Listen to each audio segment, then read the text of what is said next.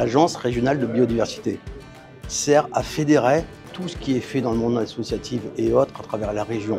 Il y a un travail énorme qui est fait pour l'environnement, la biodiversité. Le grand public n'a pas de connaissance de ce qui est fait.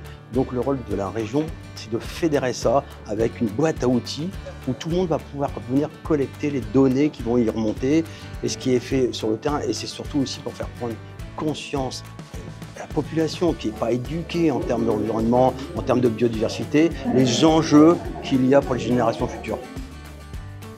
C'est multi-partenaires. Alors, on a gardé les partenaires fondateurs qui sont les deux agences de l'eau, l'Adréal, l'OFB et la région. Mais tout ça fonctionne avec plein de partenaires qui sont dans les commissions diverses.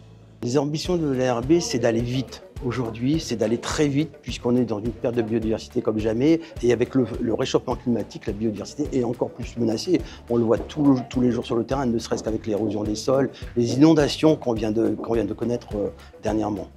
Alors aujourd'hui, c'est de mettre autour d'une table tous des gens qui peuvent avoir des visions différentes, qui viennent d'horizons différents, des gens qui n'ont pas l'habitude de se parler pour faire un travail en commun. Alors, ce genre d'événement, il y en aura un par an. On a besoin de discuter ensemble, on a besoin de se voir. Après, il y aura des gros sujets. Le gros sujet qui va sortir, c'est agriculture et biodiversité.